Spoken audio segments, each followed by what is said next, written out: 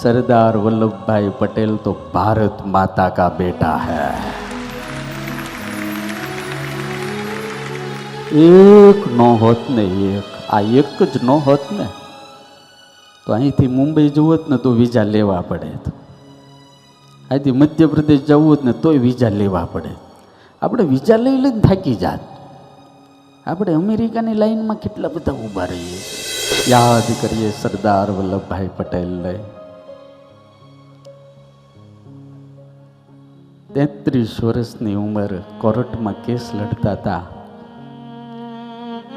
અને છેલ્લી ફાઇટ એની હતી. શરૂઆત થઈ ને કોઈકે એને હાથમાં તાર આપ્યો. સાંભળજો, મણિબેન 8 વર્ષના હતા. સરદાર વલ્લભભાઈ પટેલનો છોકરો ડાહ્યો 4 વર્ષનો હતો. અને તારની અંદર એટલું જ લખ્યું હતું, બોમ્બે હોસ્પિટલની અંદર તમારા પત્ની જે ઘણા ટાઈમથી સારવાર લઈ રહ્યા હતા એનું અત્યારે મૃત્યુ થયું છે. સાંભળો છો બધા? સરદાર વલ્લભભાઈ પટેલની ઉંમર માત્ર 33 વર્ષ હતી. આજે 40 વર્ષે તો માણસ પરણે છે. એ તાર ખિસ્સામાં નાખી દીધો. અને એનું જે કામ હતું, એનું જે કર્મ હતું, એને પૂજા માની અને કેસને બરાબર ન્યાય આપ્યો, લડ્યા. સાહેબ કેસ જીતી ગયા. ખૂનનો કેસ હતો, કોકના માથે આરોપ આવેલો. સાહેબ જીતી ગયા. અને પછી પોતાના નજીકના જે મિત્રોને એને કીધું કે વાહ સાહેબ પટેલ, વાહ પટેલ, વાહ પટેલ. પણ જજમેન્ટ આવ્યું ને ત્યાં તો ભાંગીને ભૂકો થઈ ગયા, ઢગલો થઈ ગયા કે શું થયું, ક્યાં હુઆ. એટલે ખિસ્સામાંથી તાર કાઢીને પોતાના મિત્રને આપ્યો, વાંચ. અને એમાં લખ્યું હતું કે તમારા પત્ની ઝવેરબેનનું મૃત્યુ થયું છે. કે સાહેબ વચ્ચે ડિબેટની અંદર જ તેને આ તમે જે વાત કરતા હતા ત્યારે પત્ર આવ્યું, એ આ કે હા.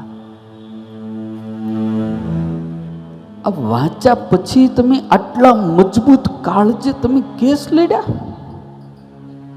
ત્યારે સરદાર વલ્લભભાઈ પટેલે કીધું હતું, જે પરિસ્થિતિને હું પાછી નથી વાળી શકવાનો એની અંદર ઉતરવા કરતા જેણે મારા ઉપર વિશ્વાસ અને ભરોસો મૂક્યો છે ને એની માટે મારે ઈમાનદારીપૂર્વક કામ કરવું પડે, મેરી ફરજ હૈ.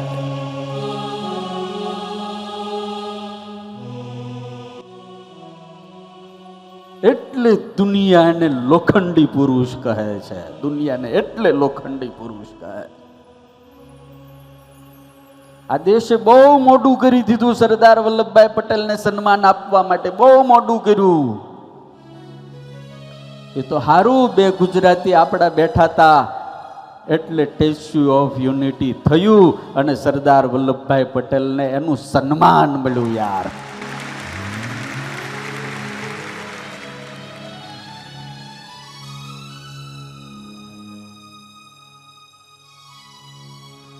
કેવો માણા યાર, કેટલી બુદ્ધિ, કેટલી પ્રતિભા, કેટલી હિંમત.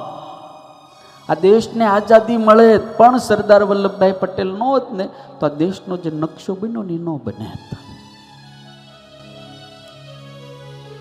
ભારતના ઘડવૈયા જો કોઈ હોય ને તો આ ધરતીની, આ ગુજરાતની માટીમાંથી જન્મેલો સરદાર વલ્લભભાઈ પટેલ છે. ગુજરાત કા ગૌરવ હૈ. हर गुजराती की आन और बान और शान हमेरा सरदार वल्लभभाई पटेल है. कई खाली एकला पटेलियाओना નથી હો. પટેલ કુળમાં જન્મા એટલે પાટીદારોનું માથું ઊંચું થયું, પણ મારા બાપ સરદાર વલ્લભભાઈ પટેલ ખાલી પટેલોના નથી. પટેલોના કરીને આપણે નાના નથી બનાવવા. सरदार वल्लभ भाई पटेल तो भारत माता का बेटा है. એક ન હોત ને એક, આ એક જ ન હોત ને તો અહીંથી મુંબઈ જવું હોત ને તો વિઝા લેવા પડે, અહીંથી મધ્યપ્રદેશ જવું હોત ને તોય વિઝા લેવા પડે. આપણે વિઝા લઈ લઈને થાકી જાત. આપણે અમેરિકાની લાઈનમાં કેટલા બધા ઊભા રહીએ છીએ.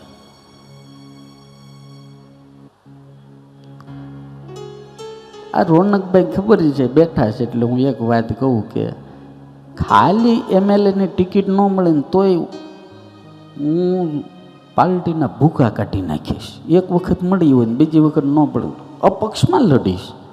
લોકો અમારી હારે છે, લે કેમ ન લડીએ? અમે સાચા છીએ તો પાર્ટી આખી ખોટી. કોર્પોરેટરની ટિકિટ ન મળે તો હામો થાય. એ સાંભળજો, આ તો રાજકારણની જન્મની ભૂમિ છે ને. આ બધું મહેણા, આ કડી ને કલોલ ને મહેણા, અહીંયા તો રાજકારણની પાઠશાળાઓ છે મારા બાપ. પ્રથમ વડાપ્રધાન કોને કરવા એ જ્યારે આખી કમિટીની અંદર ગુપ્તપણે વોટિંગ થયું ત્યારે એક મત ખાલી નહેરુ સાહેબને મળ્યો હતો, બાકી બધા જ મત સરદાર વલ્લભભાઈ પટેલને મળ્યા હતા. બધા જ. સાંભળજો. અને એ વખતે મહાત્મા ગાંધીએ એટલું જ કીધું, પટેલ તમે પાછું ખેંચી લો. ત્યારે હાથ જોડીને કીધું, બાપુ કાંઈ વાંધો નહીં, આપની આજ્ઞા મારા શિર માથા ઉપર છે. હું વડાપ્રધાન પદની ઉમેદવારીમાંથી મારું નામ પાછું ખેંચું છું. એ સાંભળો છો? બે ભાઈ જુદા થાય ને તો આપણે કાચની બરણીને જ જવા દેતા, પણ આને વડાપ્રધાન પદ જવા દીધું મારા બાપ. દેશ કી એકતા और અખંડતા કે લીએ. એ વખતે કોઈ અંગ્રેજ પણ બેઠો હતો ત્યાં, બધું માથાકૂટમાં ભેગો હતો, કારણ કે એને હરખું થાય એમાં ફાવે જ નહીં. આઈની મને ખબર નથી, કાઠિયાવાડમાં એટલે નાના નાના છોકરા ને ગલુડિયા બધાડે, કૂતરા બધાડે, ખબર તમને? આ બધાડે, ગલુડિયા બધાડે, ન બાંધતા ને આમ ભટકાડીને બધાડે. અંગ્રેજો આપણને ભટકાડીને બધાડીને ગયા, હજી બાંધતી છે.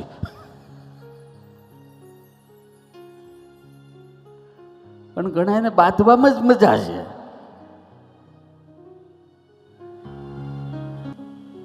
નેતાઓનો કેટલો વાંક છે એ આપણને બહુ ખબર નથી, પણ આપણે આપણું જોવું પડશે કે આપણી પ્રજાનો કેટલો વાંક છે.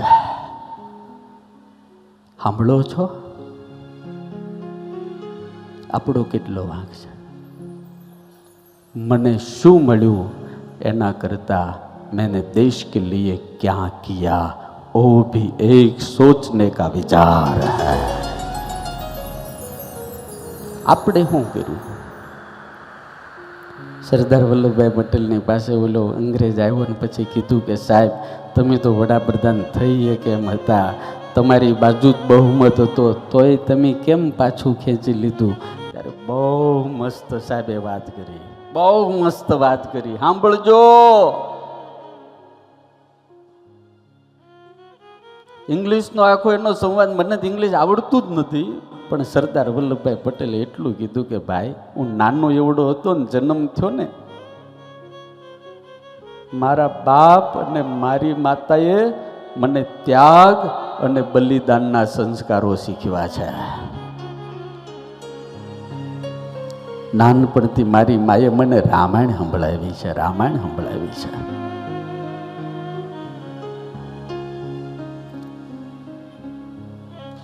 ભરતની માટે રામ વનમાં જતા રહ્યા અને પાદુકા લઈને ભરતે 14 વર્ષ રાજ્ય કર્યું. મોટો ભાઈ જો નાના ભાઈ માટે ત્યાગ કરતો હોય તો સરદાર વલ્લભભાઈ પટેલ કે નહેરુ મારો નાનો ભાઈ છે, હું મોટો ભાઈ છું, એને વડાપ્રધાન થવું હોય ને તો મારે ન થવાય. આ દેશના મહાન સપૂતો છે યાર. આજે હું આ મહેસાણાની ધરતી ઉપરથી તમને સૌને એટલી વિનંતી કરું છું આપણે સેવા કરીએ કે ઓલી પ્રાર્થના છે ને, અમને મળ્યું કેટલું પણ અમને કિયા ક્યા હે અર્પણ, हम ये न सोचे कि हमने क्या मिला है, हम न सोचे हमें क्या मिला है, हम ये सोचे किया क्या है अर्पण, हम न सोचे हमें क्या मिला है, हम ये सोचे किया क्या है अर्पण, हम न सोचे हमें क्या मिला है, हम ये सोचे किया क्या है अर्पण, हम न सोचे हमें क्या मिला है, हम ये सोचे किया क्या है अर्पण, फूल खुशियों के बाटे सभी को, सबका जीवन है बन जाए मधुवन, अपनी करुणा का जल तू बहा दे, अपनी करुणा का जल तू बहा दे, कर दे पावन हर एक मन का कोना, हम चले एक रास्ते पे हमसे भूल कर भी कोई भूल हो ना, इतनी शक्ति हमें दे न दाता, मन का विश्वास कमजोर हो ना,